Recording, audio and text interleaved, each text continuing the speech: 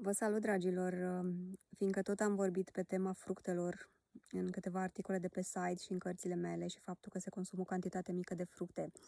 Mulți mi-au spus, păi, Ligia, tu ești împotriva fructelor. Dragilor, nu sunt pro sau contra. Și eu consum un procent mic de fructe cu măsură. Nu consum kilograme de fructe odată, așa cum fac mulți. Și după aia se plâng că au candida sau altele, chiar și fructe naturale. Vine vorba de dulce, de orice fel de dulce natural sau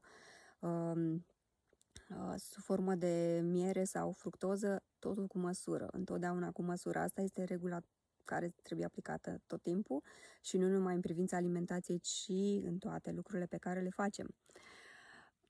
Este o lecție grea de învățat pentru noi, fiindcă ne bușim cu capul de toți pereții toată viața până ajungem la concluzia asta și nu neapărat că ajungem, că o știm ca și teorie, dar e foarte greu de implementat. Dar după o perioadă ajungi să înțelegi și să spui, măi, așa este, trebuie să fie măsură în toate, inclusiv în muncă, inclusiv în alimentație, inclusiv în stil de viață, inclusiv în tot. Bun, discutând despre fructe.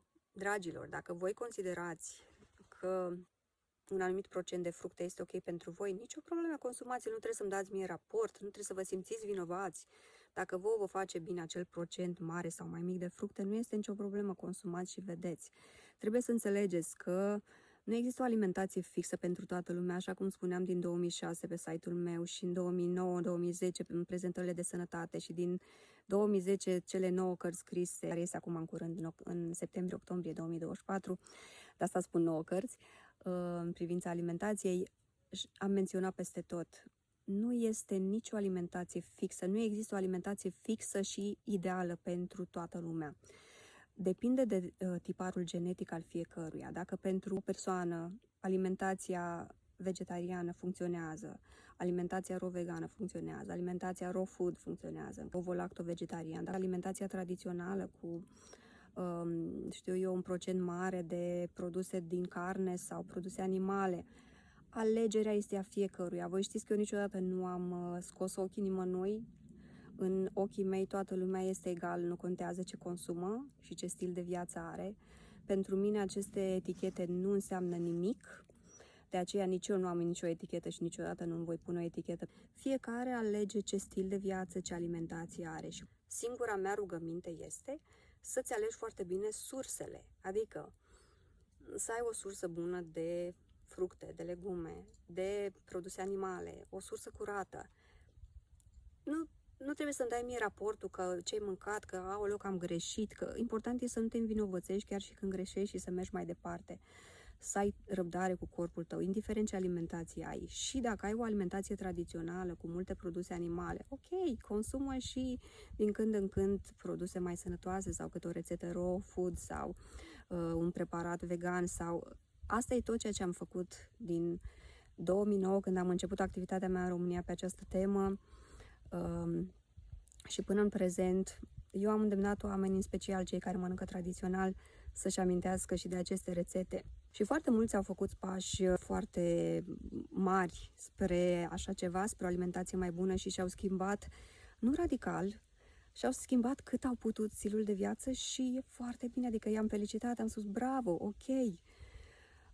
Chiar cineva îmi spunea, mâncam în fiecare zi din săptămână produse animale, dimineața la prânz și seara.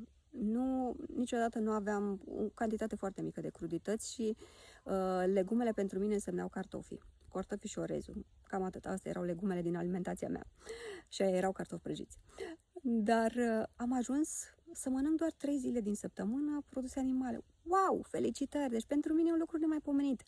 De asta spun, indiferent ce alimentație alegeți, dacă alegeți să mâncați un procent mare de fructe și vă este foarte bine, mergeți oameni buni înainte cu procentul ăla mare de crudități și nu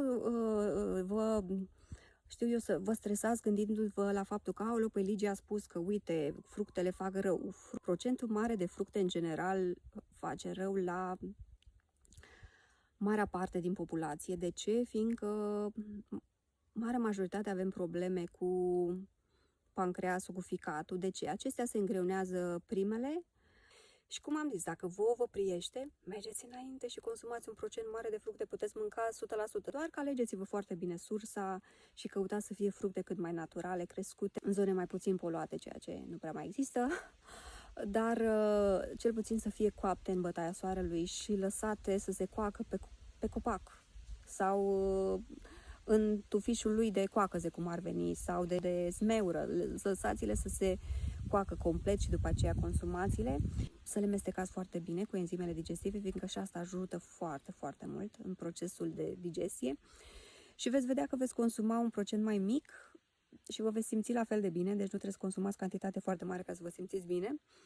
Fructoza aceea, într-adevăr, dă așa un boost de energie. Mulți au observat asta, mai zice, după ce mănânc un bol de fructe, după aia așa, dar nu ține mult. După aia mă apuc o moleșeală, o oboseală, vedeți? Ăla este.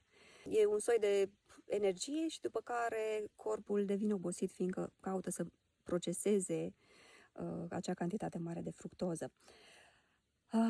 Și da, cam așa, referitor la alimentație și la ce stil de viață alegeți. Nu lăsați pe nimeni să vă influențeze sau să vă pună etichete sau să vă judece pentru ceea ce consumați și ceea ce adăugați în viața voastră de zi cu zi, fiindcă nu e treaba nimănui.